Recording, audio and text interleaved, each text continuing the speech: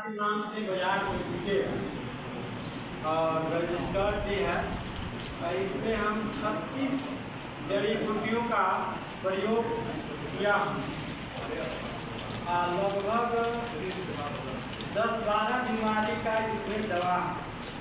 पहला तो घुटने की दवा है, दूसरा गैस्ट्रिक की दवा है, तीसरा में अल्सर जो होता है पेट में उसकी दवा।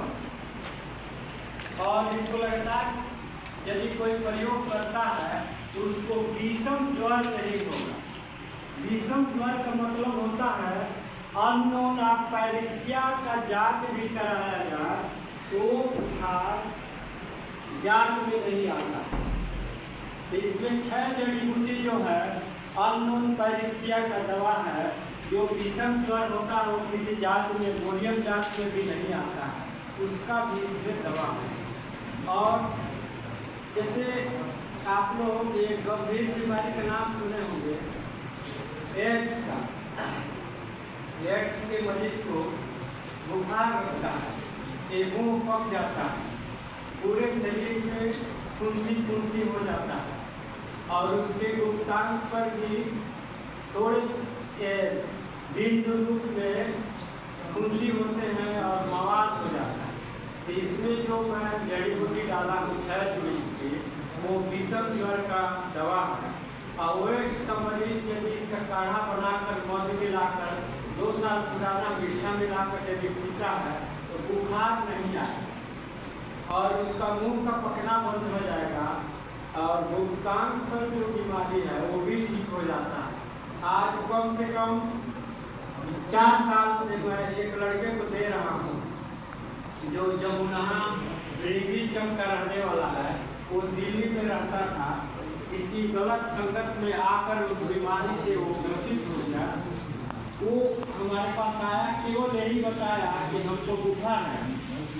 तो हम बुखार का दवा उसको 6 जड़ी बूटी दे दिए और गाय का जो पेशाब उसका अर्क 1 लीटर है। गाय का पेशाब का अर्क बनाने के लिए, गौमूत्र अर्क बनाने के लिए 2 जड़ियों का प्रयोग हम करते हैं, उसमें डालते हैं। हमारा गौमूत्र अर्क जो है एकदम सफेद होगा।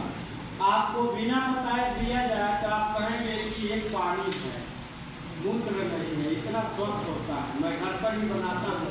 जैसे एक लाइसेंस और दिया अर्क बनाने के लिए, वो अलग से लेना पड़ता है, नहीं तो आप पकड़े जाएंगे तो आपका वो शराब बनाने का ये भी लग सकता है। तो कहने का मतलब है कि यहाँ जितने लोग आए हैं जिनके पास कोई व्यवसाय नहीं है, तो व्यवसाय के रूप में एक गाय रखें या अपने से बड़े व्यवसायी के पास बैठे। जैसे शुक्ला जी के संपर्क में यदि आते हैं, आप वहाँ जाते आते हैं तो आपके दिमाग में यह भावना आएगी कि हमको भी एक गाय रखना चाहिए।